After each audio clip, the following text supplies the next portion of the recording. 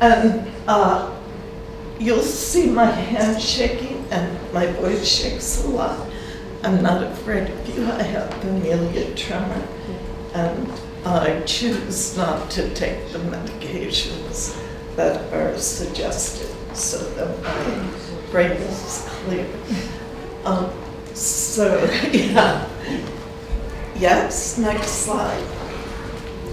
So Schumacher Center was started by Robert Swan, who was a friend of Fritz Schumacher. Schumacher wrote the book Small is Beautiful, and in it he called for an economics where the goods consumed locally are produced locally. He felt that was more sane economics. Goods aren't transported over long distances, and consumers actually see the way those goods are produced. At Schumacher, we say that economics is no more than an ingenious ingenuity organizing labor to transform the natural world into goods for each other. So human ingenuity, organizing labor to transform the natural world into goods for one another. That simple, that noble, actually. But what gets in the way are economic institutions that don't let that simple process just happen. So we at the Schumacher Center for 40 years have been working on building new institutional forms that will allow those relationships to occur.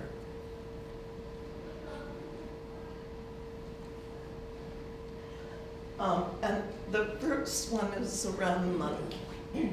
So if our goal is to decommodify land, decommodify money, decommodify labor, to have natural relations between land, labor, and capital, then it's important to take back the ability to issue money at the community level.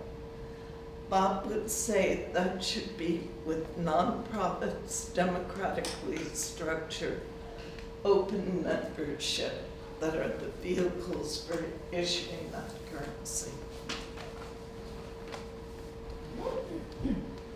So the Berkshires were issued in 2006 through 4 different banks, 16 branch offices.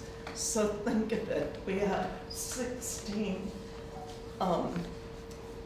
places where consumers can interact with the currency, very conveniently located on main streets. 95 cents gets you 1 Berkshire, and I'll circulate them so you can, those that haven't seen it can see it. We made sure to honor local heroes from the region, so Mohegan Indians. Yeah. W.E.B. Du Bois was born in Great Barrington, great civil rights leader, writer. Robin Van N started the first CSA farm in the country in the 80s, actually just down the street from the Schumacher Center. Sorry, what's the farm? CSA? Yes, you want to describe what a CSA is? What's that stand for? Yes. It's community supported agriculture, so people can buy shares in a certain crop and they get X amount for. Yeah. That's all it's like. It's a way citizens can support their local farmers by repurchasing. Yes. On the 20 is Melville Great Mystic environmentalist wrote Moby Dick in the Berkshires. And on the back we chose local painters. Go, yeah, I love that.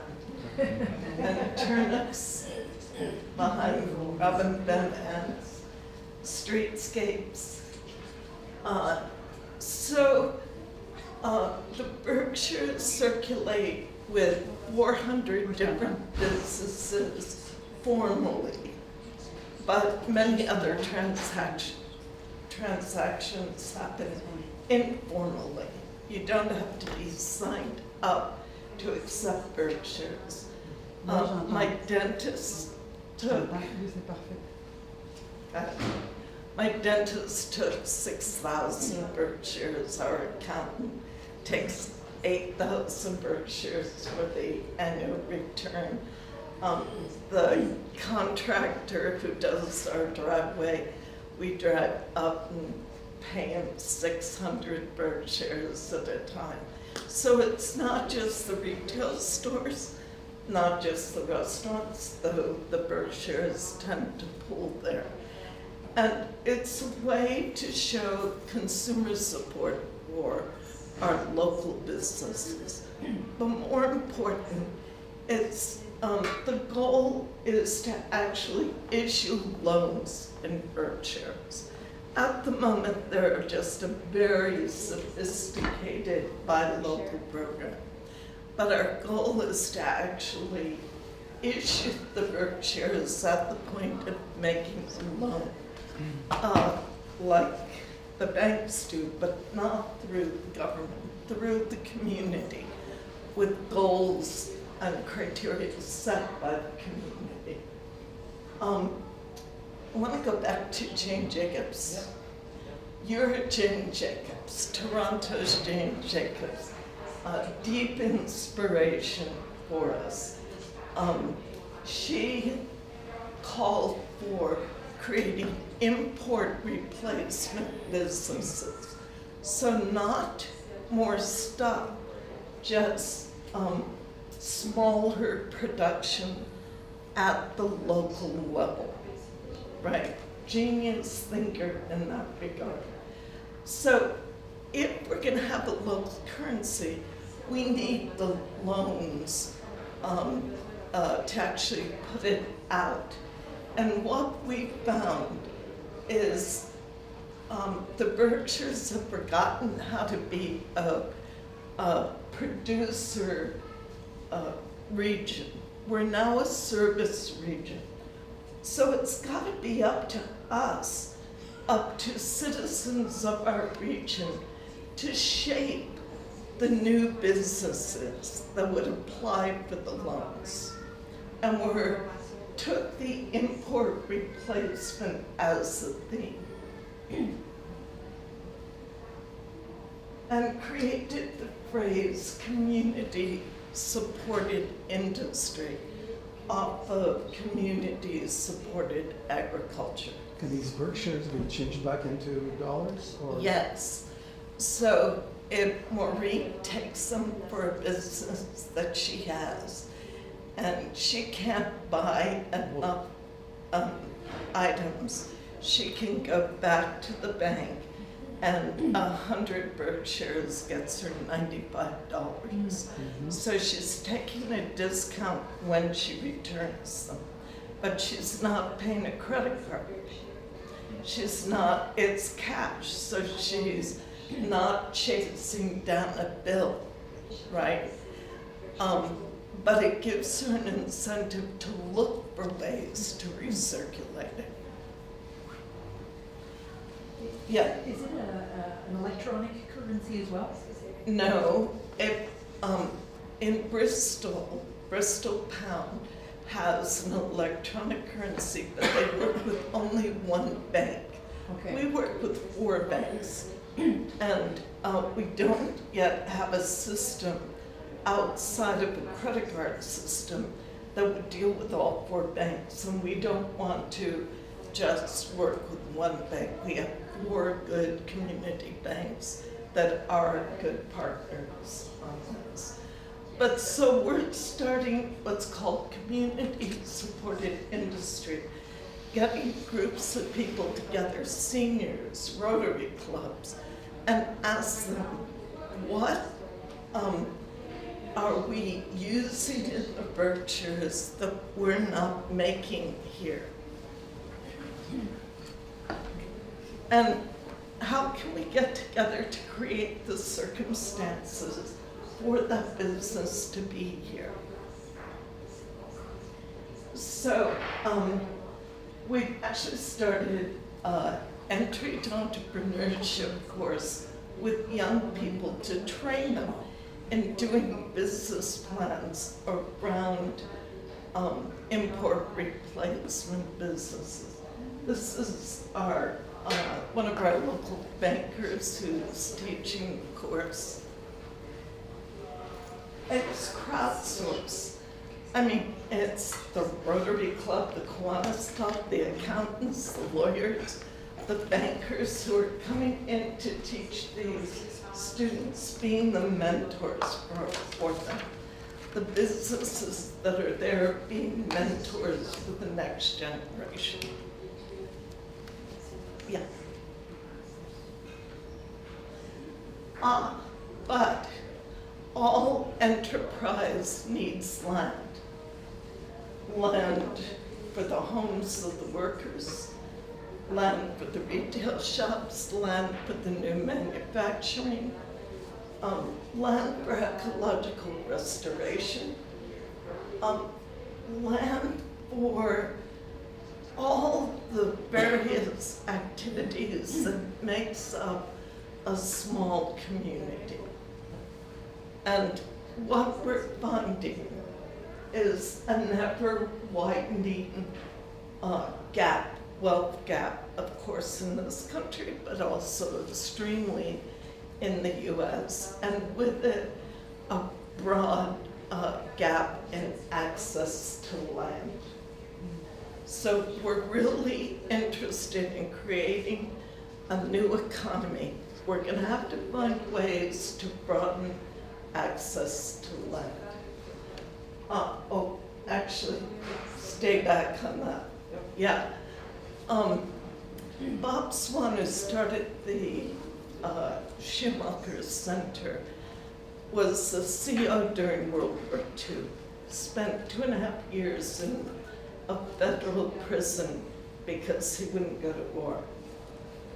He had a lot of time to work with other CEOs, including... You say conscientious objector for people who don't... Yes, sorry. Thank you very much. Conscientious objector during World War II. Do you recognize the man on the right? Bayard Rustin. He's the one who trained Martin Luther King in nonviolent action. He was in prison with Bob and other conscientious objectors. So Bob had the best to learn from. And in thinking about the root causes of war, he felt it was the ability of nation states to issue their own currency. So let's take it back. And speculation in land, commodification of land. And so he came, yes, let's go to the next So what was his name again? Robert Swan. He started the community land trust movement. When he got out of prison, he earned his living as a carpenter.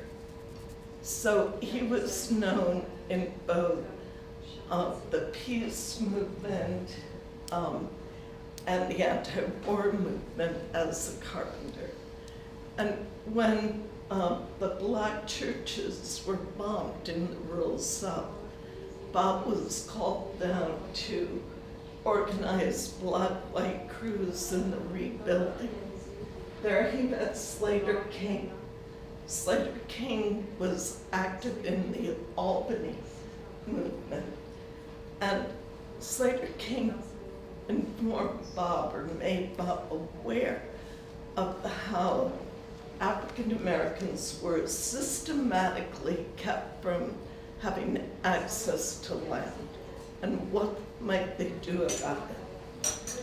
They took a group and went to Israel to study the lease agreements of the Jewish National Fund, which separate land from buildings on the land. And what they learned was those lease agreements are independent of the social structure on top. The lease could go to an individual homeowner. The lease could go to a cooperative housing project. The lease could go to an intentional community like a kibbutz, or a mixed community like a Moshe David, which has private ownership of homes with cooperative farming, right? But it was that technique of separating land from buildings on the land that they brought back to start the first community land trust in Albany, Georgia. Now, Israel has that separation for racist reasons, of course, is to make sure that Arabs don't again buy the land. But the technique is what they brought. So the group in Albany worked together. They got a private option on a 5,000-acre farm. They had to keep it quiet. Got the option on a 5,000-acre farm, and then worked together to figure out the structure on the land.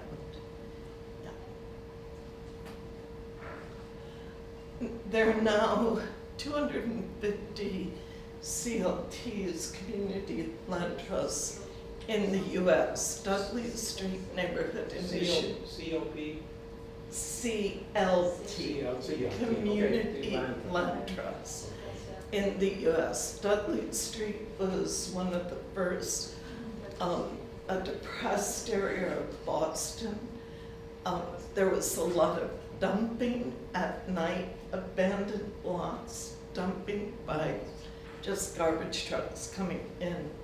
The mayor came to the community and said, "This is so bad. What can I do for you?" And the residents said, "Black plastic bags and shovels." And the mayor goes, "Okay, I can do that." Gave the neighborhood black plastic bags and shovels. They cleaned up the abandoned lots. The mayor came back and said, "Well done, folks, well done. How can I help you further?" And the community said, "We want the power of eminent domain." I mean, that's normally just a government So the right. power to, Of eminent domain.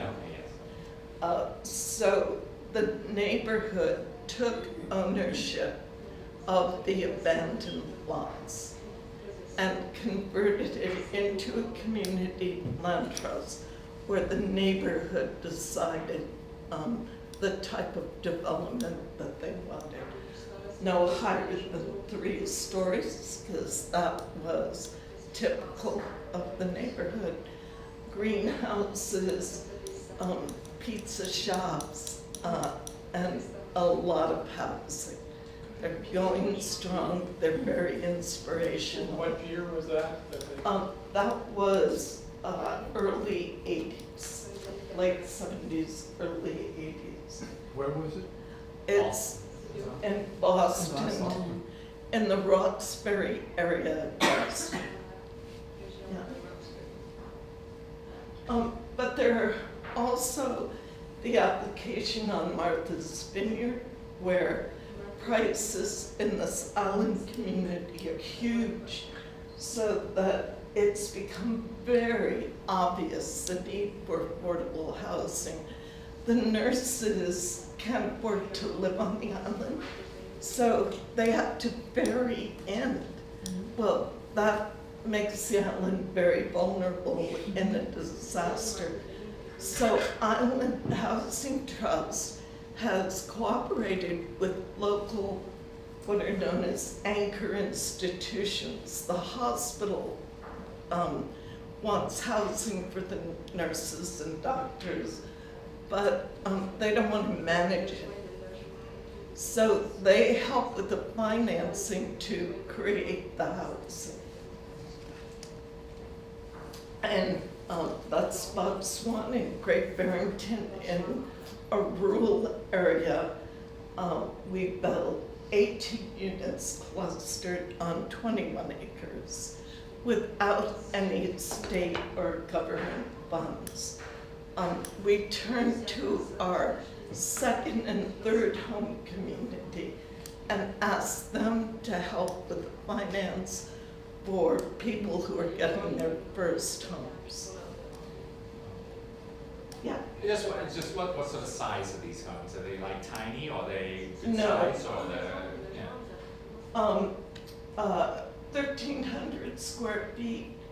We got people in at 80,000, which was a good. So I mean, by the price. actual group, is it like a 2-bedroom houses, or the house? The Oh. actual living space itself is it?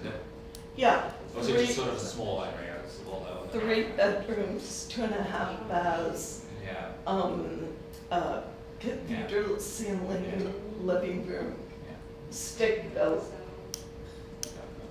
Good. It's good housing. Yeah, it's a good house. The community lenders got that. It was going to be a co-housing community, but not all of the buyers were first home buyers, or most, and they couldn't get the construction loan.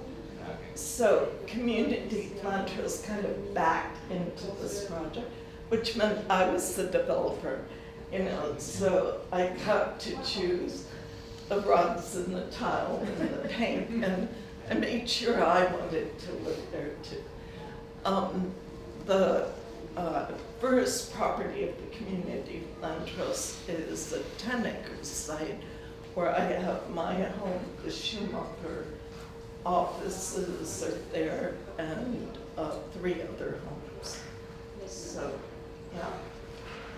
And probably our biggest success was purchasing Indian Line Farm, the first CSA farm in the country. When Robin suddenly died of an asthma attack, the founder of the farm, it went to her 21-year-old son. And her son couldn't manage the farm or the house. Every time our board of directors went to inspect the house, someone different was sleeping in the bathtub. I mean, it was a wreck, But there were 2 farmers who were already leasing the land just on a year-to-year basis. So the Nature Conservancy, the Community Land Trust, and the 2 farmers got together and worked out the financing and the details of the lease agreement, which include the farmers actually owning the soil improvements. You have a question? At first, when you introduced this example, I thought you were saying that it was a first community-supported agriculture farm. It is. Okay, but In it the also, country. it also sounds like you're describing it as a community land trust. Yes. Community movement. Okay. So in the 80s, it started as the first CSA farm, and then the Community Land Trust bought the land in 1999 leased the land back to two farmers who bought the buildings and run their own business. So it's an example of the community raising money through the community land trust to purchase the cost of the land itself. So the farmers don't have to carry the cost of the land and overwork their soils.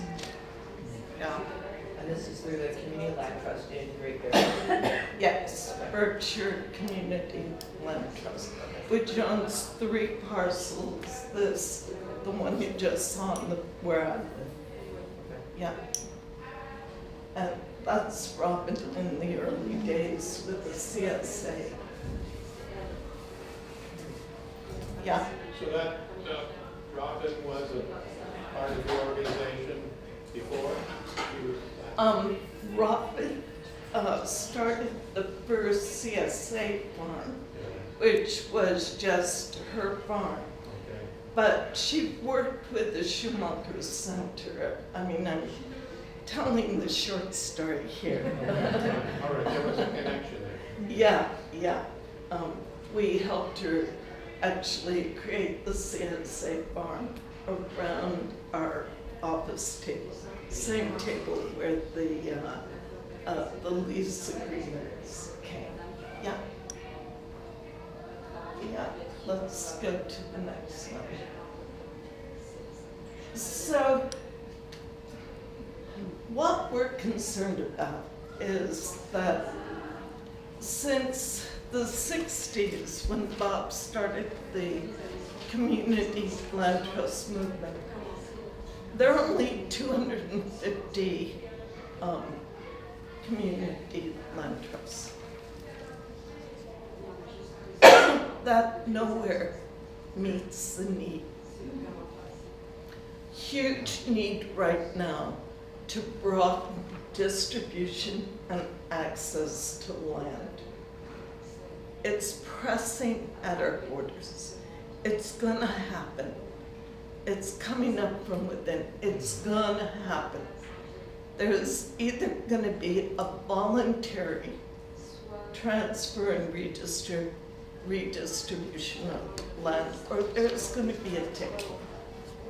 It's the injustice of it is huge. So we're sitting there trying to imagine how can we possibly meet this need.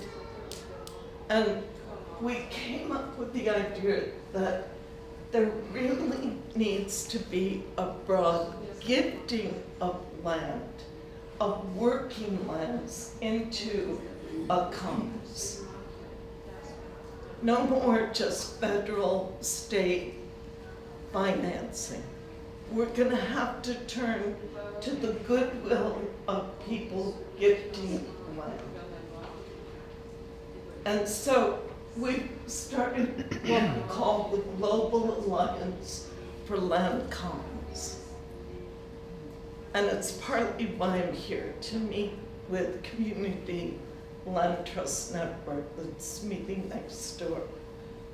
The Alliance, because it's going to be those interested in a livable city, those interested in ecological restoration, those interested in a just economy, who are concerned about redistributing land and broadening access.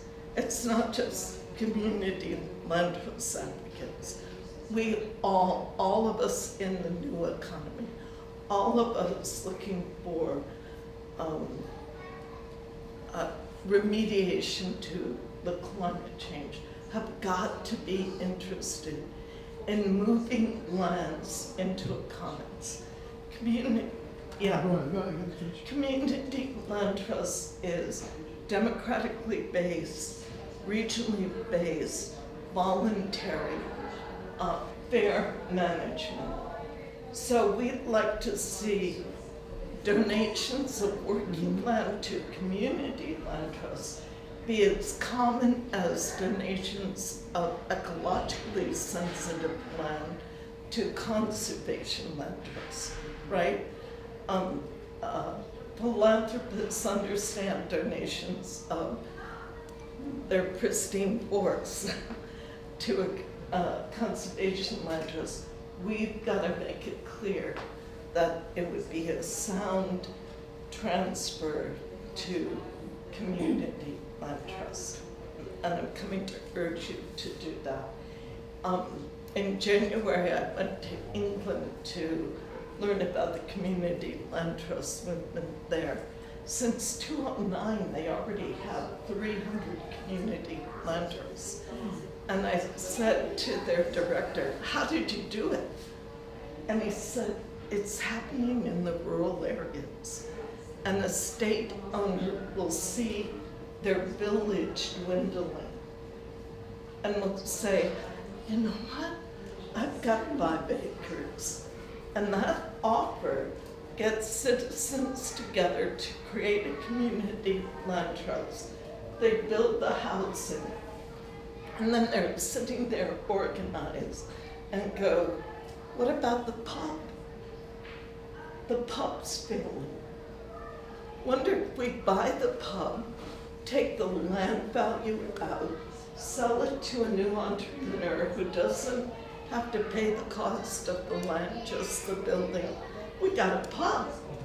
Oh, the marketplace. What about the marketplace? So it's an engine for development. In Amsterdam, a colleague had me give a talk about community land trust to a group of farmers, ecologically sustainable people. And just on the spot, she had 2 days, gathered 12 groups together, and they went, let's start a Dutch land trust to accept gifts of land and turn them over to local community land trusts. Local foundation said, we're in, how can we help? IKEA Foundation came to us and said, can you do this in Ethiopia, Kenya, Rwanda, Uganda, and India? I was an upward by my colleague Natasha goes, yeah. Yes. They talk about the importance of gifting. Are there incentives in place to encourage gifting? Say it again. Are there incentives in place to encourage gifting? You're saying it's Sure, you can get a tax exemption for your gift of land. And the same way if you gave land to a conservation land trust. So these community land trusts are organized tax exempt. Yeah, you can get that incentive. And it's urban and rural? Urban and rural. So Natasha from Amsterdam reported back to me. She came over and spent 3 weeks really boned up on community land trusts. Went back, spoke before a farmers group, and someone at the end said, I've got land, can I give it to you? And she realized it's so compelling, but you've got to create the vehicles to do it. Yeah, let's go to the next. Here's some resources for you, and find me later, I'll give them to you. And there were questions during the talk, so I'd like to introduce Dru to give his talk now, and then Maureen. And then at the end, we'll, all 3 of us, having heard from you, will make final comments. So Dru. I want to add a quick, this can be a way to email you as well. Yes, thank you.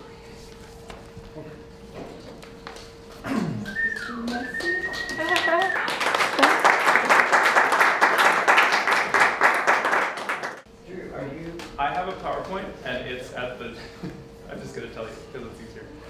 Tiny URL, TINY URL. oh, If you just switch to the web browser. Need technical assistance. My assistant.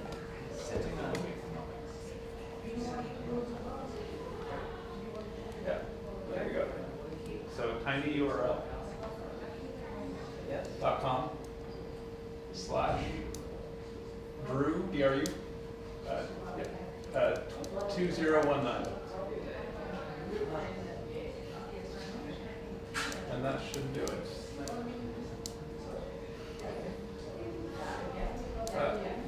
Just half of it. Huh, weird. Well, it's unfortunately not the important half, but it's okay, I'll wing it. All right, so I just wanted to say a few words about commons. So I just want to start out by saying that, so I guess the work that I do is kind of all about, it's very similar to what Susan was describing. It's all about sort of creating enough, a critical mass of education, a critical mass of awareness about different ways of managing really the commons, or managing our economy, and distributing the wealth and work that we have. Shoot. So I want to start by saying that everything is actually a commons.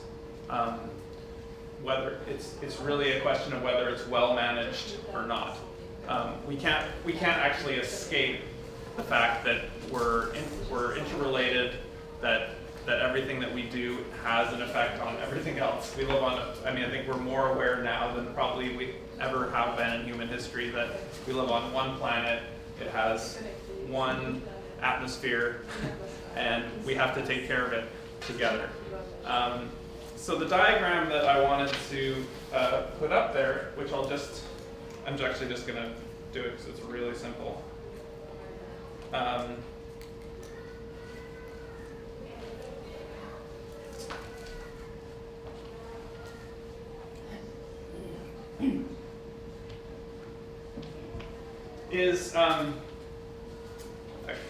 So I'll come back to that in a second, actually. So the history of the commons is Oh. there we go. That's what I was looking for. I don't It know. appeared. You can just put it on that one. I'm just gonna only refer to this. This is my only slide. We don't have to do anything else. We're done. Okay. So the history of the commons is, or the word of the commons, or, in English anyway, is all about common land. So in Great Britain, in England, let's say, for centuries, there's a whole series of struggles of the people who work the land. They would, occasionally have a kind of an uprising or rebellion. They started out as sort of basically slaves who would be working the land, and over like 1,000 years, basically they got their rights up to have rights to the land. And part of those rights were the rights to use common land. So whether that meant like you can graze your animals in common land, you can harvest medicines or food from common land, you can enjoy taking a swim in a river. You have access to the land in all kinds of different ways. And that changed dramatically with the advent of capitalism. So when capitalism happened, and we created an economic system, there's a huge move to enclose the commons. And this had sort of two functions. One was to make a lot more money from the land by using more so-called efficient farming techniques, which basically had the effect of increasing the use of technology and increasing the use and decreasing the use of human beings, which drove people off of the land and into cities where they would be forced to sell their labor. So instead of having land to provide their sustenance through food, shelter, and space, which is kind of basic needs of any organism really, people were forced to go into cities where they would, have to sell their labor in order to survive, in order to buy food from these supposedly efficient farms. So that's the enclosure of the commons. And so what I want to kind of posit, I guess, is that everything is a commons, and we have a choice between managing it well as a commons, on the one hand, and we have a choice of extracting from the commons, which means taking more out than you're giving back in. So I just want to go through a few examples. So up here we have enclosures. You can see more is coming out of the commons than is going back in. So one example of this would be, as I've hinted, industrial agriculture. So as we know, it degrades the land over time. It makes it less able to provide food, but this happens over a long enough period that we don't notice that in the kind of profit-making frenzy that we're in. Although people who work the land generally tend to notice. And it puts very little back in. It'll, like, the inputs of large-scale industrial agriculture will be, pesticides, fertilizer, like huge amounts of fertilizer, and those actually have negative impacts on the commons. They pollute the rivers. You've probably seen the heat map of like the Gulf of Mexico, where there's giant amounts of effluent coming in from the Mississippi River, and it's actually just like completely degrading and changing the ecosystem. And that, of course, is another commons that's being degraded. So the Gulf of Mexico is a commons in the sense that there are all kinds of people who make their living, taking some of the abundance that comes from that, from having a living commons. So another way to think about a commons is a lake or a body of water. And so every commons has commons-friendly economy around it. I mean, it has to, otherwise it eventually doesn't exist. So that, and obviously this is a spectrum. You have like a totally commons-friendly economy where you put more into the commons in terms of value to the overall commons than you take out. And then you have enclosures where you're obviously extracting wealth and either degrading or not putting enough back in, so that you're effectively having a net degrading effect on it. So the Gulf of Mexico would be another commons. So you'd have all kinds of different groups, different economic activity would be happening. There'd be fishing, there'd be tourism, there could be people who just like live nearby and enjoy it, not having any money exchanged hands. There is the ability to, in the case of like Great Lakes, there'd be the ability to have clean water to drink and a transportation route. There'd be the clean air that happens because you have all the different ecological activity is keeping the planet in an overall state of ecological stability. So to bring it kind of closer to home, I spent some time in Halifax, where the city is actually shaped like a donut, because in the middle of it you have this giant green area that's called the Commons. And this is a place where people go to do recreational activity, where all kinds of events happen, and there's a big like military base in the middle of it as well. So there's different things going on there. But Montreal, actually, we don't call it a commons, but it has a very similar structure. Actually, we have we have the mountain in the middle of the city. We have a big park around it, and this has all kinds of benefits that we don't see, but that we benefit from, like better quality air, the ability to have recreational activity, and so on. Crown lands where forestry takes place. That's another example for sure.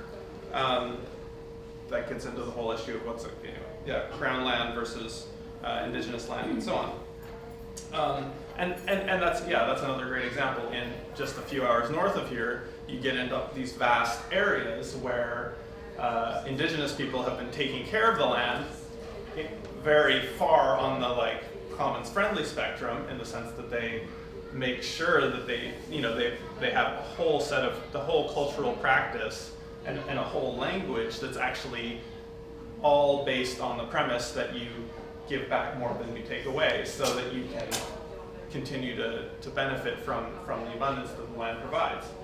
You have a question? It's just, as I was saying when we said this, you can also have commons unfriendly economy, like these huge fishing trawler fleets out in the oceans. Yeah, that would be an enclosure. But it's actually, they're using the commons, but they're using the commons in a negative way, the ocean. It's not really like they've enclosed a certain right of it, they just go in and harvest mass quantities out. I would say, yeah, I mean, so I was just saying that you could. yeah. I think there's an argument to be made that that's an enclosure. Yeah, I can see that, yeah. But if you don't want to use that word, or you don't see that, if there's not like a literal fence around it, Yeah. which is the original enclosures, like literally creating fences around land that used to be people used to actually get. I'm sorry I missed the beginning, so I don't know if you touched on this already, but during this period in England, there was actually a lot of conflict over defining property rights and actually allowing, it's actually a very profound idea that an individual can own the land. Yeah. And that was what allowed the land to be leveraged basically for economic development and things like that. And unfortunately, that concept is actually what has allowed us to appropriate everything on the earth now. Yeah. And it's a big problem. Yeah. Like, how can we reestablish a sort of custodial relationship? As you mentioned, like, there are certain communities which were profoundly founded on that. Yeah. And our Western model was, in a way, the diametric opposite. It's founded on the exploitation of land to extract the profit. And going against that, but we don't have the legal mechanisms anymore. Like, we're happy when a river is recognized as having some sort of status. Yeah. It's a whole legal system and our conception of our relationships. Like, it's very profound. So there's I think there's an interesting point there, because enclosures is a kind of a conceptual thing that happens where we say, like, oh, okay, this could be privately owned. If we take the fishery, for example, the fishing rights on the East Coast are like heavily contested and were a huge moneymaker. And the Department of Fisheries and Oceans told the commercial fisheries, okay, you can fish a certain amount, and it turned out that amount was like totally unsustainable. And so the end result of that is both an enclosure in the sense that that ability to fish was handed to a private interest for private profit, and nobody else was allowed to fish. Like when indigenous communities tried to do a tiny amount of fishing, the DFO, the Department of Fisheries and Oceans, actually like rammed their boats with and like put people's lives in danger, right? So this is the difference between like a commercial fishery that's actually like depleted a resource to the point where we were like, whoops, no more cod, and to the total economic devastation of an entire region, as well as the devastation of the cod. But then on the other hand, when people try to do a tiny bit of fishing for personal sustenance on the basis of a culture that's been doing that for thousands of years, then all of a sudden it's time to ram some boats. So that's the same with the forestry. Yeah, but I want to say that there's, Sorry. if you want to say with enclosures, is basically a synonym for a poorly managed commons. There are other ways to poorly manage a commons, but enclosures are really the main way that we badly manage commons. So I just want to go through a few more examples. So forestry is another great example. Barrier Lake, which is a Algonquin community about 5 hours north of here, has been using their land from according to them, time immemorial, certainly thousands of years, and there's about $100 million in profits that comes out of their land in mining, in hydroelectricity, and in forestry, so logging, and that they don't see any of that, and so they actually did a whole series of blockades and had a whole struggle in order to sign an agreement with the Canadian government, the Quebec government, to say, okay, we actually get to co-manage this, and we actually have to do this on a sustainable basis, where we can't log more trees than grow each year. So a few more examples. So you have open source is another example, which kind of comes at it from a different angle. You have software for a long time, or a lot of the software that runs all the sort of increasingly huge parts of the world that we live in is created by proprietary technology. And so what that means is that the companies that create the software control who gets to use it, when, and control the source code, which is kind of what makes it function. And what the open source movement does is it says, actually it's actually called the free software movement, says that that underlying function should be available for anybody to modify, to reuse, to redistribute, and to understand. And so you end up with a situation where something like Linux, which is an operating system that runs most of the web now, is actually a commons. And originally, the competitors like Microsoft, who were like, no, we actually just want to enclose that ability to run a web server, for example, and to host a website and extract wealth from that by charging you rent, basically. What Linux does is it says, no, we're just going to give that whole thing away for free. But what was interesting is that a commons-friendly economy has emerged around that. So over here you have Microsoft, who's trying to enclose, the world of software and how computers run. And then you have actually pretty big companies like IBM who are like, it's actually more useful for us to hire people who are experts at running Linux or at working on the code within a particular system in Linux, to hire them, give them half of their time to contribute to the commons, and basically pay them to do that, and then the other half of their time we pay them to have access to their knowledge, so that we can actually say when we are selling our services to a big corporation or something, that we have the #1 expert in the world on this piece of code, and we can make it work the best. Yeah. There's also a downside to the commons, which Yes. is known as the tragedy of the commons.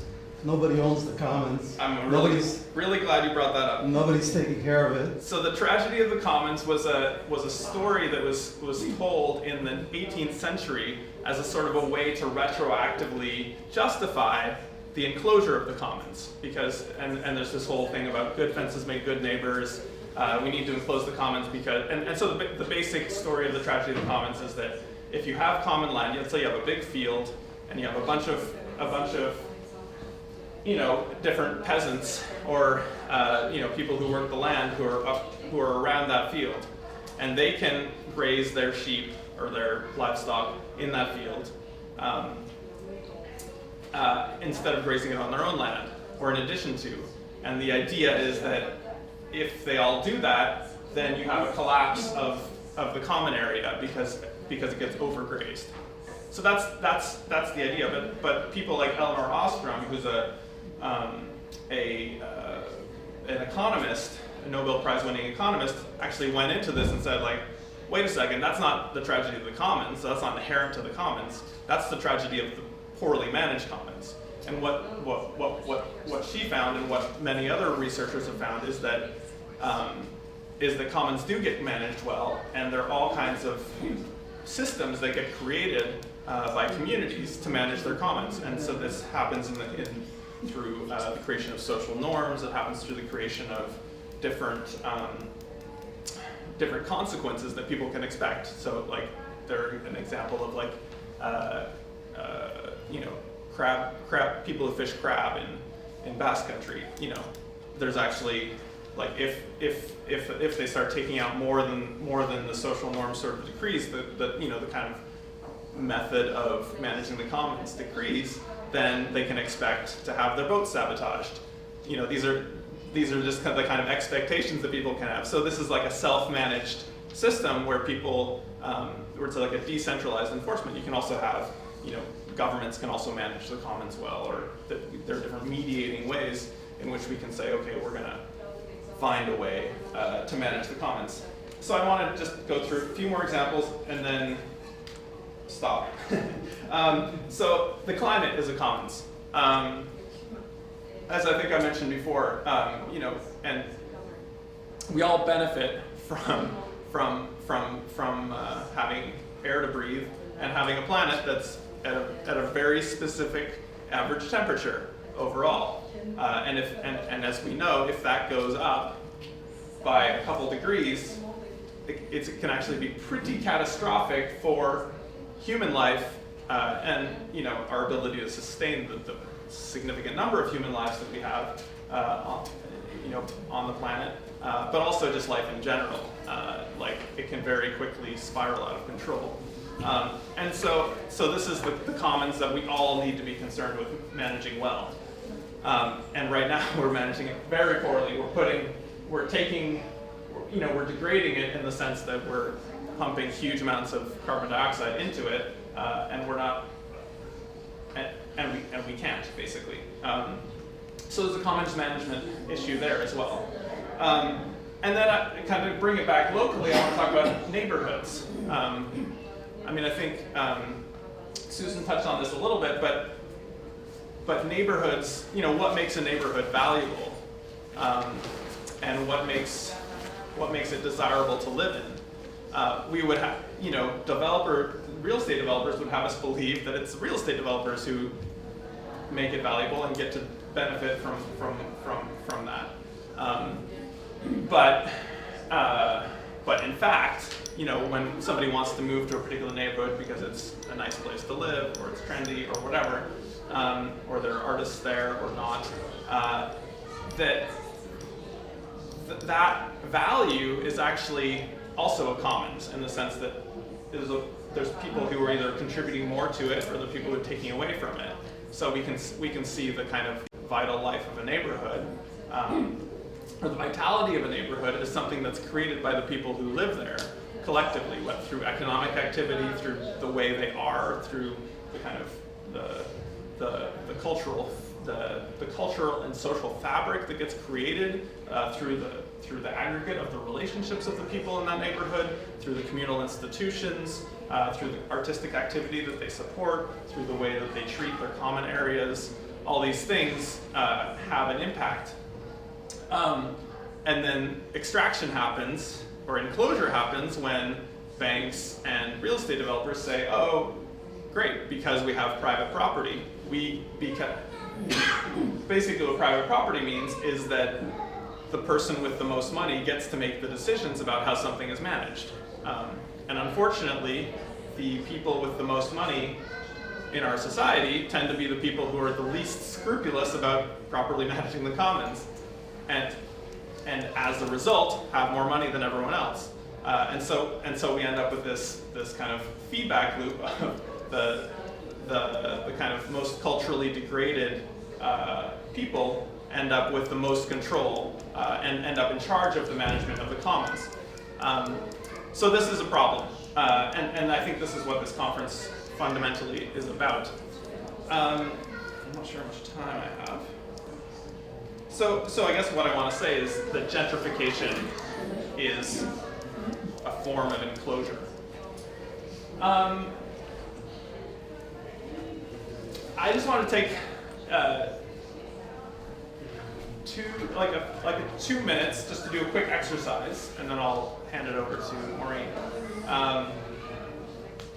So if everybody could just turn to somebody that they don't know and say hi.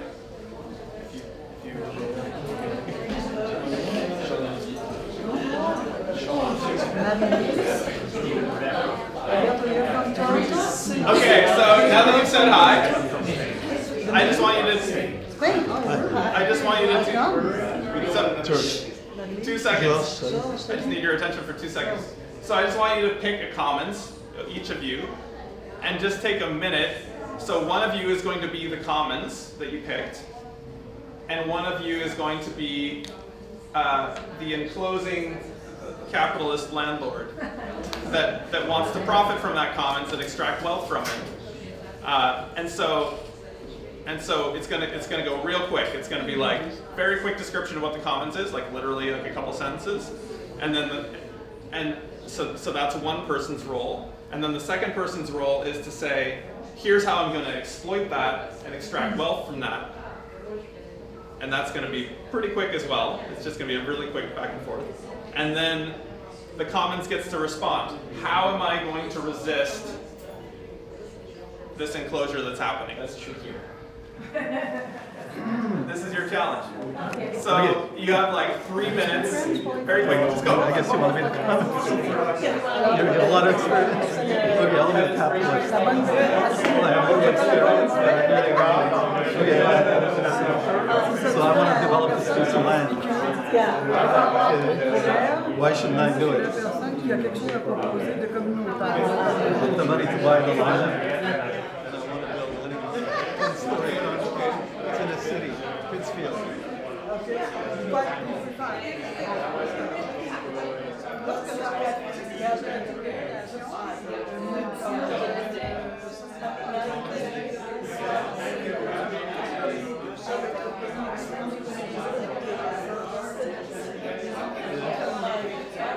Well, in the current society,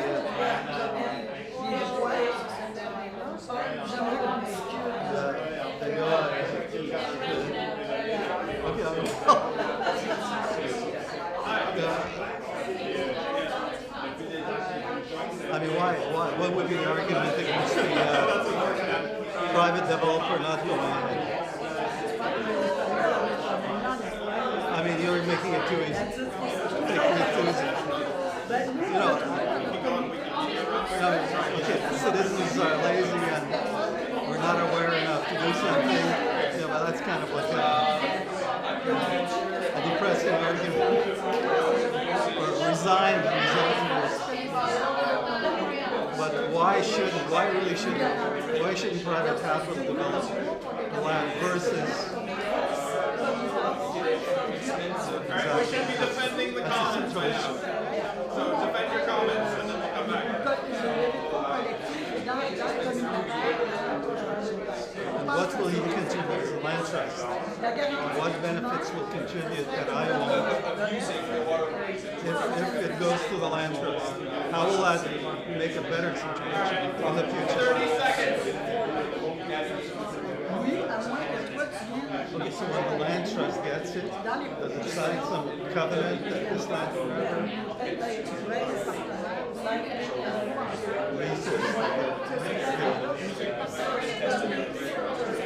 At what value? Let's bring it back. What? End of the land market. Lower end of market. So very quickly. That's sufficient to pay taxes. Very quickly, I just want to hear. So it's pretty well self-financed. I just want to hear about your successful defense of the commons. Anybody succeed? Did anybody successfully defend their commons? Yes. Great. Okay. Basically, parking allocation les risques, on les a pris, on nous donnait, on faisait confiance très longtemps. Et on veut récupérer cette confiance partenaire et dire, OK, comment moi, comme, voilà, that's okay? Yes, Mon terrain, so, yeah. I would not have a solution yet. Like, taking the parking off of the street would be a big. Okay. So taking the It's parking not off the the street. It's not the public's problem to help you park your private car. That will be that could be a real challenge. Public transportation, like really efficient, accessibility. Bicycle lanes, bicycle parking, shared vehicle parking. There's all kinds of other things.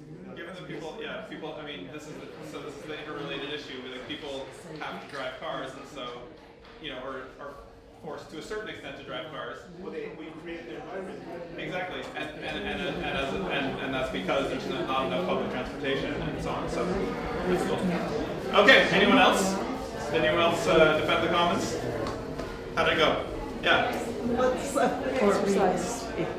Oh, yeah, it's a good exercise. Yeah. please. Yeah, the outside noise is really. Can we close the door? It might be difficult. Well, that's a comment too, we're trying to defend. The audio atmosphere is a commons that we're not properly managing. Not because there's an implosion. Well, there's a little bit of an implosion. I mean, let's be honest. Okay, I'm out of time, so I'm going to wrap this up. But thanks so much, and Maureen. So my name is Maureen Lafreniere. So I'm with the transition group. It's part of an international transition movement. So where it ties into this workshop is, in fact, I argued with the organizer. I said, you know, I think it's not in the topic, but he really wanted to have more discussion about community organizing. So this is a neighborhood environment group that's tied into an international movement called the Transition Movement. Oh yeah, okay, so go back one. So I propose doing the same thing to start off, to find one person to talk to, and I have 2 questions, 1 minute each. It's a bit of a challenge, so sorry, I'll go back to the slide. I'd like each person to name, first of all, in 1 minute, somewhere in your neighborhood that you like and why you like it. Just it could be anywhere, a community garden, a street, a cafe, a library, anything that you like about your neighborhood. And that's for 1 minute. So if you want to find somebody to respond to, unless people would rather just volunteer answers to the room. Yeah? Yeah, so. I love the river in our neighborhood. We've got a very large river. Yeah, and, fantastic. I mean, has community access through it, and it's beautiful. yeah, great.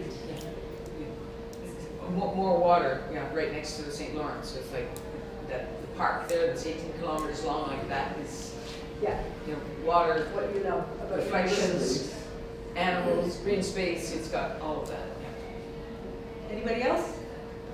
There's a wonderful small scale urban park in my neighborhood. It's not tiny, but it's there's no soccer fields in it. There is a small baseball, but it has like ping pong tables. It has a really good water thing for kids. It has a kids area. Just has really the perfect scale. There's often public movies showings in the evening in the summer. It's the right scale for the neighborhood. Yeah, like a lot of people like come just to eat there and hang out. And it's Yeah. really, it's a wonderful scale park. You had something? There's a cafe clothing boutique in my neighborhood which somehow manages to keep all of its prices very low on purpose. Does it attract a lot of people? Yeah. Yeah, it does, yeah. Atwater Market. Atwater Market, yeah. Public markets are awesome. It's got water, space, bike paths, Canal. a lot of activity. Yeah, yeah. Ocho, is anybody? I love our sawmill. Sawmill. Yeah, we have a community All sawmill right. Where's that? up in Northern Ontario. Cool. Yeah, Very we live cool. on a co-op up in Northern Ontario. So Okay. It's And really does, exciting for us. do a lot of people use it? Yeah, everybody has access Is it like to the tractors and to all the equipment. Is it owned by? It's a common, so it's owned by the co-op. Wow. So if you're a member, yeah. It was part of a gift from a gentleman who's 70 now, who has given 180 acres and everything that was on it Fantastic. to us to create a community land trust and a cooperative. And so through the sawmill, we can build everything that we need. Fantastic. Fantastic. Wow. Anybody else before we? Yeah. I like that the people I care about live close by. Yeah. So people. Very cool. Now the second question I had was is more about visioning. Can you name one thing that you would really like to have in your neighborhood that you don't have? Yeah, like Bâtiment Set. Like I can't wait to visit it. it's like, that's what I want. It's a community center. It has arts, crafts, technology, bike repair, teaching you how to do stuff. It's all, it's got so many things in there. I love that in Verdun. Like that's like, it's like, oh, gotta have that. That's amazing. We have bits and pieces here and there, but it's not. The presentation last night, just going around the building, I'd been there before, was like, wow. I know. I've seen Seeing a pack of people and all those things happening, it was very exciting. Yeah, something like that. Just a common space where you can have workshops and meeting and discuss ideas, discuss politics, have citizen organizing, but also a mass amount of collective land, housing off of the market, like massively, not just an exception, and have I guess a tool to be able to get land off of the market and not be just sporadic sprinkles. So land trust in the city. If it's land trust, then. Yeah. Anybody else would like to have something in their neighborhood they don't have now? I moved from a neighborhood that had a very strong sense of community to another neighborhood which is very similar scale, and it has like, if you look at what is physically there, it seems the same, but the sense of community is lacking. And I find it very interesting. I don't know why exactly. Like, there's green alleyways everywhere, cafes everywhere, and yet there's something lacking about this. Like, there are citizens groups that are involved, but it doesn't go beyond that. It's different from the last place. Yeah. So it's really, I don't know. I mean, so like what's lacking is a sense of community. Yeah, that's what you want. Yeah.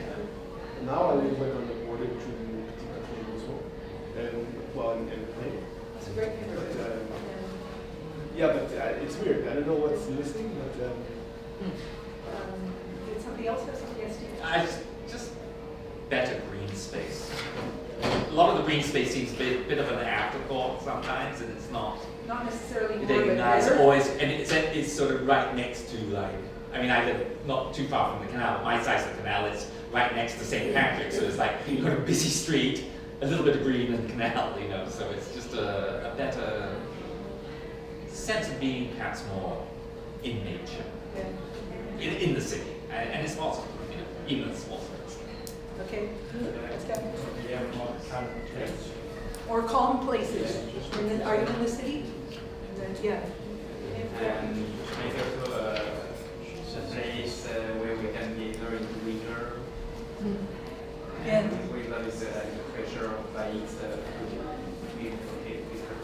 Non-commercial common space. Yeah, cool. Hey, this has inspired me something. Imagine we could just remove the cars from the city, at least the downtown part, or parts where it's dense enough, and just replace the streets could just be parks. Yeah. And with lanes for public transit and lanes for bike lanes and sidewalks, and the rest could be green and trees. And we do that for a few hours on parking day. That's all. We need to do it year-round. No, thanks. Anybody else before we talk about transition? Collective gardens. Collective gardens. Yeah. Oh, a lot more. Yeah. Yes. Urban agriculture. Well, we're going to talk. Okay, we'll talk about transition. Okay, this is from the Transition Network, from the very first guide. We will be transitioning to a very, very different future, and sooner than we think. And we need to start preparing now. That's really the basis of the transition movement. So, okay.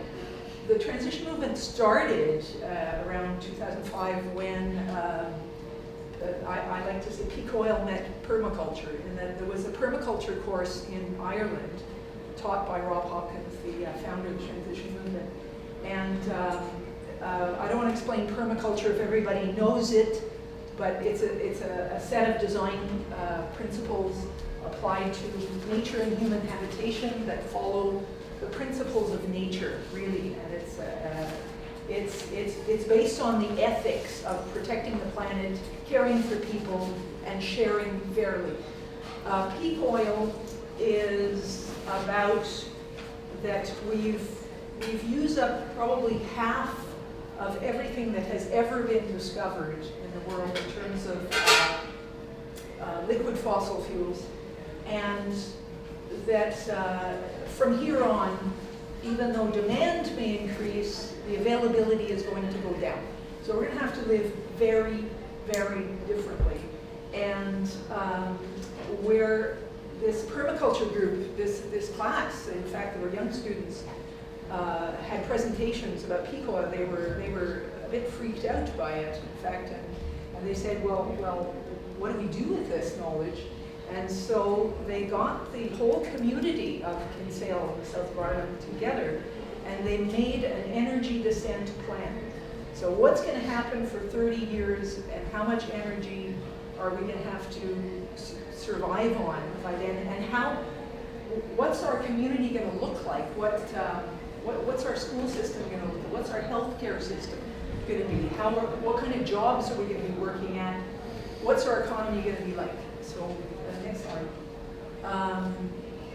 So it's now, it's spread in what, just 13 years or so. It's spread. I've heard that there may be like a couple thousand transition initiatives around the world. They're not all called transition, some of them are, but you can go to the website, you can actually search and find one close to you. You can start one in your neighborhood. So, next slide. That's the website, and it's very easy to find. So the principles of the transition movement really are about envisioning what's our community going to look like in 20 or 30 years from now, and how are we going to function in it. It's an inclusive movement. It seeks to say that we have enough knowledge, we have enough talent, we have enough creativity to do it ourselves. We can't wait around for governments and plead and beg people to, we just get out and do stuff. And it's up to us. And it's up to us to do it the way that suits our community. So transition looks different in every community. That's an amazing book, the Transition Handbook. It really goes through, it was so well put together, and it goes through just about everything you can think of, including what's called inner transition, whereas how we deal psychologically with moving away from our consumer society, with moving away from the isolation that high use of petroleum brings us, because it does isolate us, and from our communities, and the grief of what we observe in our world. When we know that whales are being slaughtered, and we know about the industrial meat system, we see all these things, we see forests being burned, being cut to the ground. This gives us personally, I'm sure I speak for all of us, a lot of grief, and a lot of difficulty in processing. So transition looks at looking after people and processing this stuff together, and helping us through this psychologically also. So awareness raising is really, that's where a transition initiative starts, by telling people about Picoa, telling people about what the situation, and it's bleak, and yet transition makes it really joyful. It's looking at how to make our communities really resilient to withstand economic shocks, to withstand climate change shocks, and energy scarcity, which we are going to be dealing with. Solutions, as I said, are based on collective local genius and celebration. They say, please never forget to party and eat together. So that's why it's very appealing. I think that's why around the world it's caught hold of a lot of people. This is just 4 movies, 4 films. Probably the 2 transition ones you can just watch online. The film Demain is a wonderful film that came out a couple years ago that really revolves around the transition movement. And Qu'est-ce qu'on attend is a really delightful film, documentary film about a small town in Alsace that where the mayor was the instigator of the transition movement there, and it's a delightful movie. if you're interested. There is a network in Quebec, the Réseau Transition, so you can go to their website and find out more, find out where the initiatives are. And some resources, you can read the transition handbook, or you can download it for free, and the French translation of, so go ahead, that's le guide essentiel de la transition. So you can just go get it at Réseau Québec Transition. Random humor, okay, this is just a cartoon I really liked.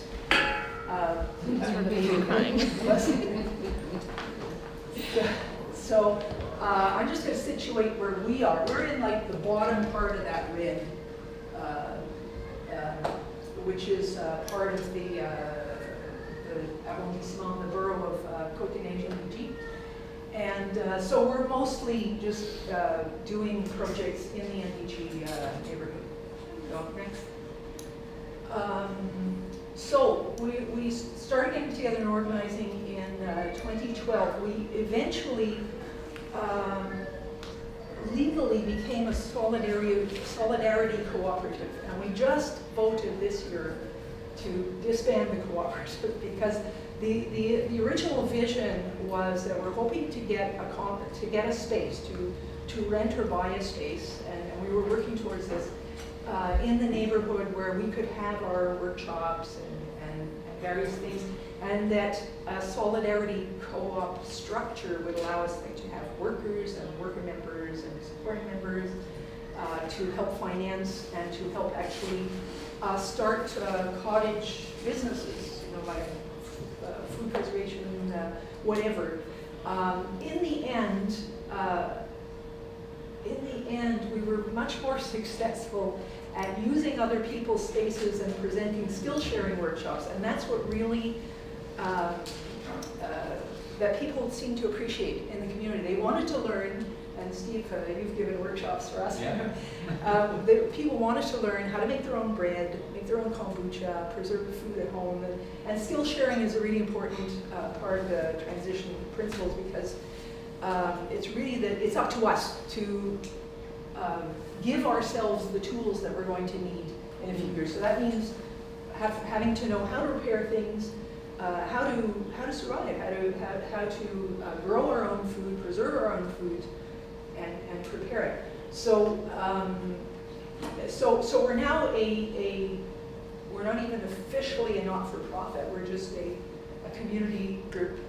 But just a bunch of people. Yeah, it's just that the paperwork. We had to register as an enterprise with the Quebec government and do all this paperwork every year. We finally said, you know, we don't have worker members, so we're not even fitting that structure. So we, so that the cooperative is no more, but the spirit is intact. The next slide. So we start off. We have this is at Pointe Maison Verte. It's a green grocery commodity store on Sherbrooke Street in NDG, and we often use their space to. We have a documentary film series every month. We present a documentary film on all kinds of topics, not just people. We had some just wonderful uplifting.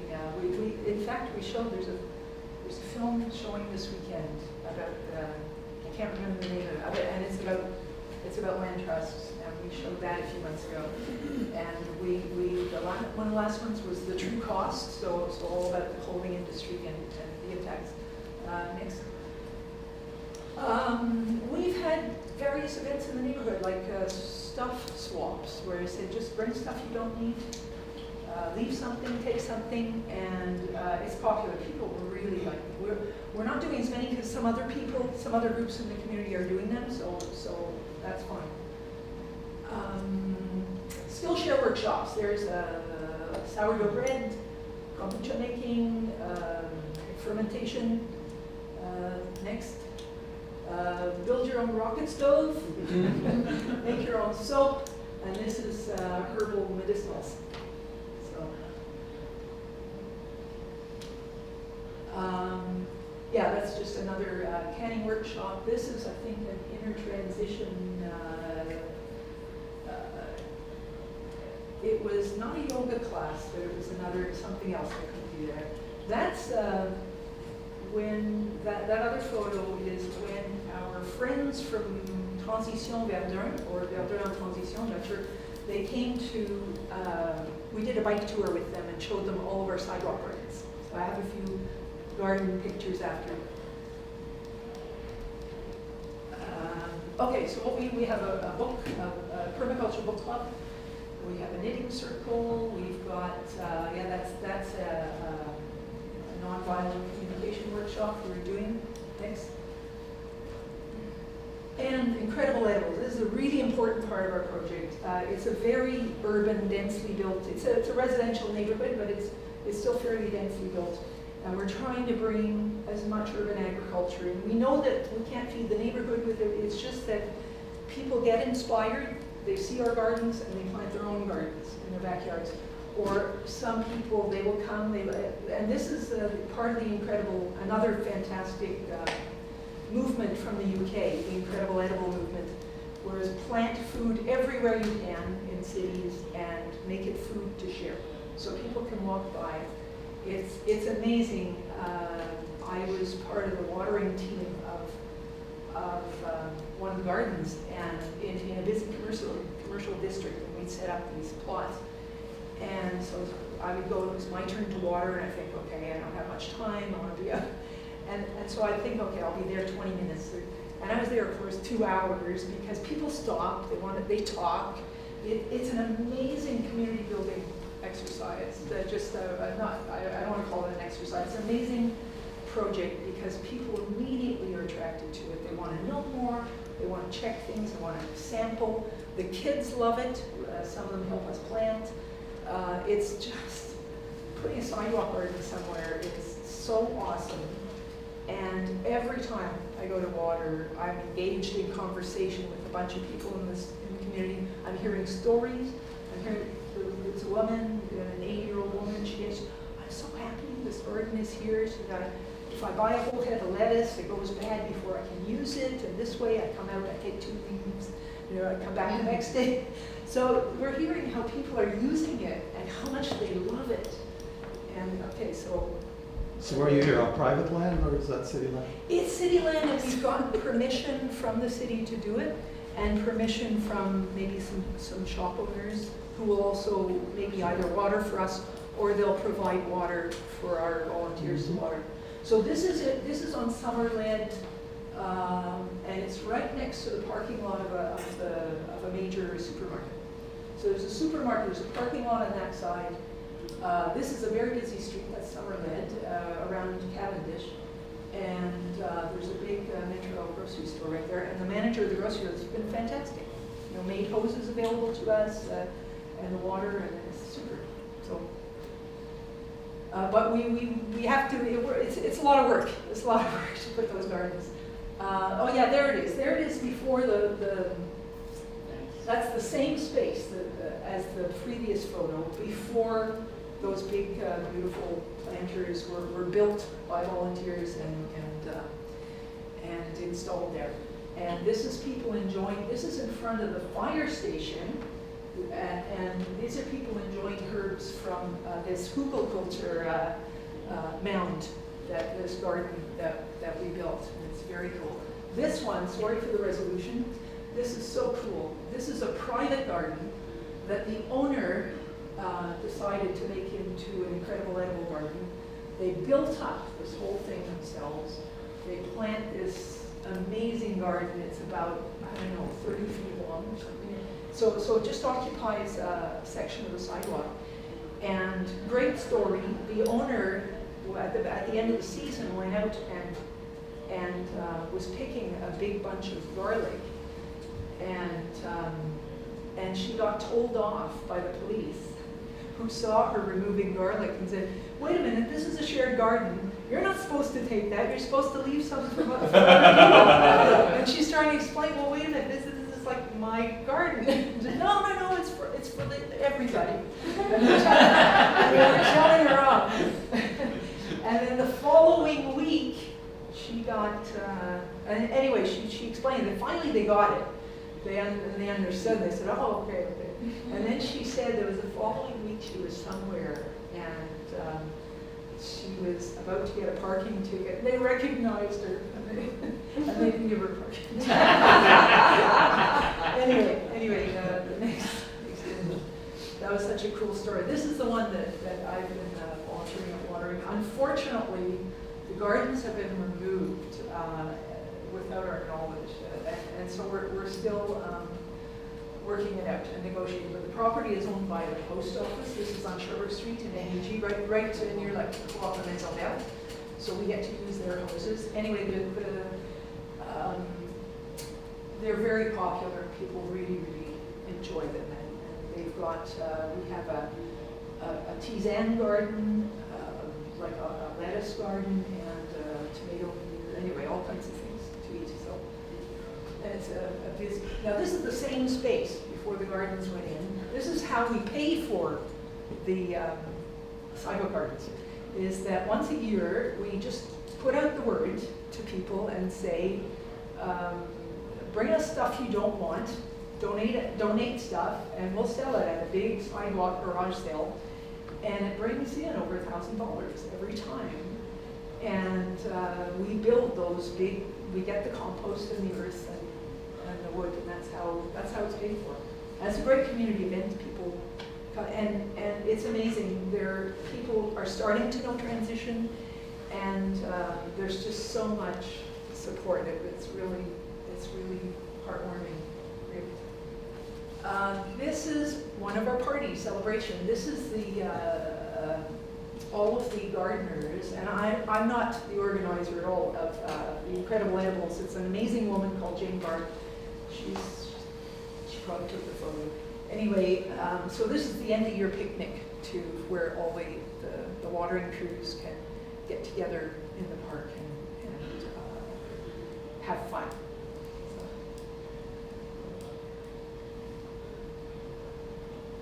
And yeah, this was all inspired by Todd Morgan in the UK. It's a small town not far from Manchester, and they started this movement, plant food everywhere you can, in cities. And it was amazing. I remember the first time I learned about them, it was about 2 or 3 years old, the movement, and the food system in their town was completely transformed by a few guerrilla gardeners. It was so amazing. And so do go look at the website, Incredible Edibles. It's amazing. This is one of, this is my project. Excuse me. We started doing workshops on emergency preparedness and community resilience. And we've been incredibly lucky. We're now partnering with the City of Montreal and the École nationale d'administration publique, which are doing a study on social capital and community resilience. And they liked our project of doing the workshops on emergency preparedness. So it's not at all like the prepper movement. It's really preparing oneself for severe emergencies. We had a couple of events because one of our members, who was not from Montreal, had noticed she kept hearing all these stories about the ice storm of 1998 and how it brought communities together. And so we did, on the anniversary, one of the anniversaries of the ice storm, we did a potluck, candlelight potluck, and people brought food and told their stories about the ice storm, and it was just astounding. And anyway, eventually we decided we wanted a project to help people maybe make their emergency kit at home, decide what they need, what they should have as extra supplies at home to cope with power outages and other climate emergencies. I think the UN did a study between 2005 and 2015, and said that 80% of all catastrophic events were weather related in those 10 years. So we're getting more severe weather events, we're getting more frequent weather events, and we're looking at we're looking at not just preparing ourselves, but preparing with our neighbors. And that has a really, really important side to it. So we do these workshops. Now this is part of a card exercise where we've got images on cards of maybe things that you would have in your emergency kit. So we ask people, okay, to as a group of 6-7 people, then make 3 piles. What do you need to shelter at home? What do you need if you have to evacuate rapidly? What do you need to have ready in a bag? And what do you need, let's say, for your winter car kit if you own a car? So they get all these random cards, and some they're missing things, so each group works out what they want and what they don't need, and then they can start swapping cards to complete their kits. So it's just a thinking exercise about what should I have at home, and also about talking to one's neighbors. We also do a mapping exercise. So there's a map of NDG that was provided to us by the École nationale, l'administration publique, and so we mapped out the resources. What do we know? Like, who do we know in our community that we might help or that could help us? What are the resources? Where could I go if I needed water, if I needed food, if I needed communications? So then we start mapping out, okay, what are the important things and how far are they away from me? And where are the places in the community where there are a lot of resources and other places in the community there are none? And what do we need to know about this? So it's a really, really good awareness raising exercise. And we do it as a group, and every time we do it, it's a different result. So it's really quite amazing. Okay, the next slide. So yeah, they're just having a discussion. So we learn, of course, from our neighbors. The other thing that's really important is I heard a really scary statistic about Katrina hurricane, that 50% of the victims of Hurricane Katrina were aged 75 or over. So 50% were 75 years older or more. And that is a very scary number. So this makes us think about, okay, who's on our street, who's in our community, who's in our household that might need special help? How do we, so we're working out not just our household plan, but our street plan. Okay, that's our poster for one of our workshops. And last week, 5 days ago, this is what Laval was, and 300,000 people had no electricity for, some of them for almost 2 days. So, and also... That was 2 days, some people. Yeah, 2 days. So, and we forget really, really quickly how often these things are happening. Part of a beautiful, important park in NDG was devastated by a windstorm 2 years ago, and it took out like 100 trees, like in 5 minutes. It was a microburst, so it's like related to a tornado, but it's not a tornado. And it was devastating, and there were some people in the community without electricity so it's really just unprecedented. 2017, for instance, had 4 major weather events that affected Montrealers. So, sorry, it's 5 minutes. 5 minutes. Okay, great. Okay, yeah, I think I'm almost done. Okay, now what we learned, I got to do. Resolution's terrible, but anyway. So getting to know your neighbors, we decided this is like an incredibly important thing. La Fête des Voisins is now being pushed by the network of Healthy Cities. And Healthy Cities is also an amazing group. I've been involved in that for years. We'll have the next slide. So these are shamelessly stolen from internet, just pictures related to the Fête des Voisins. This is what it could look like in your neighborhood. So what they're suggesting, there is this international date where they say, okay, just get out, have a meal with your neighbors. And it can be that simple. And you know, last year I've been wanting to have a block party on my little block in fact, for years, and a couple of my neighbors and I, we talked about it, and everybody was always too busy. And then last September, I was talking to my neighbor on Saturday morning. I came out, she was sitting on her steps, and I said, you know, in September, we missed the summer again. We didn't do our block party. And she said to me, she said, well, let's stop making it complicated. Let's bring out 2 tables and have a glass of wine. I said, yeah. And so she and I, right on the spot, it was Saturday when we went knocking on every door. So next Saturday, 5 à 7, and one of the neighbors said, sorry, we have to be away, but use our driveway for your party. So the next Saturday, about 20 people showed up. We had a fantastic time. We thought we'd be there for an hour, like an hour and a half. We were there 3 hours later, we still talking. And it can be that simple. You just say, okay, we're having coffee next Saturday morning, whatever. So anyway, so you know what you were saying you're missing in your neighborhood? It's that. We do that in our alley. Like there are people who do that, but yeah. I don't know. It just doesn't. Like the neighbors across the street from me, I don't know a single person on the other side of the street. Yeah, but and you know, it's not a busy street. I mean, it was not comfortable for me, but I went and knocked on every door on one side, and my neighbor did every door on the other side. And you know, some people I just normally don't talk to. I said, come and have a glass of wine.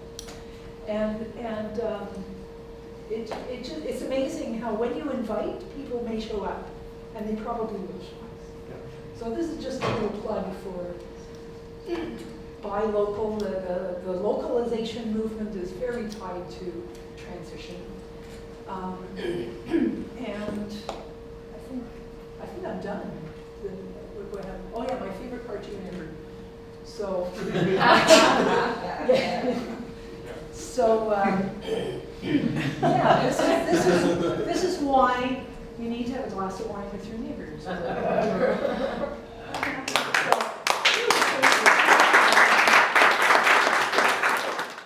Great audience, fun doing this today. I thought I'd tell you about Leah Penniman. She was a speaker for the Schumacher Center last October. Energetic, charismatic Black farmer. Her farm is also a training center because she wants to build the movement again of Black cooperative farming. And she told us that after every talk she gave, someone would come up and say, I've got some land. And she knows she doesn't have the vehicle to take it. So she's creating the Northeast Farmers of Color Community Land Trust to accept land. So my parting words are create the catcher's glove, create catcher's mitt, right? A catcher has a mitt, not a glove. Create the catcher's mitt in your neighborhood so that when that land comes up, you can catch it. Mm-hmm. I think, yeah, I mean, I would just add, I think that the different kinds of work that we saw the other presenters talk about, Maureen and Susan, yeah, are really about building the sort of, I think the precursor to being able to acknowledge and properly manage the commons is that we have to be able to have ways of being connected to each other. So whether it's knowing your neighbors or whether it's creating the actual community land trust and the structures that can hold that kind of deliberation and interaction and power that can actually change the way that we manage the commons. That is the way forward. And then I would also say that, you know, there's also blocking pipelines and peasant uprising with pitchforks and torches. Historically, I mean, that's literally been part of the history of how the commons gets maintained. So we got to build it, and we've got to resist the attacks. Thanks. Actually, the land trust was really, really amazing. It makes me feel optimistic as the transition work does. There was actually one project I did not mention that Transition NDG kind of has a loose partnership with the Hudson Food Collective, which is an amazing group looking at local food and local agriculture and organic agriculture.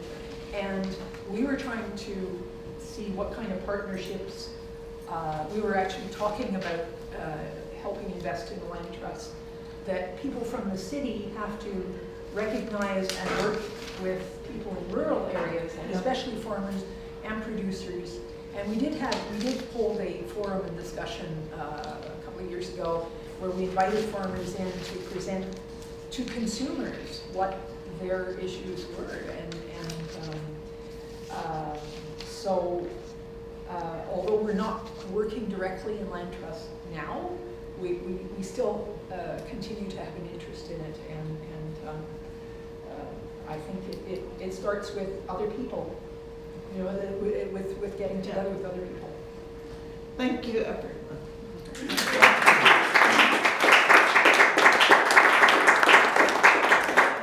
Thank you for being here, because I heard there was an awesome bus tour going on this morning.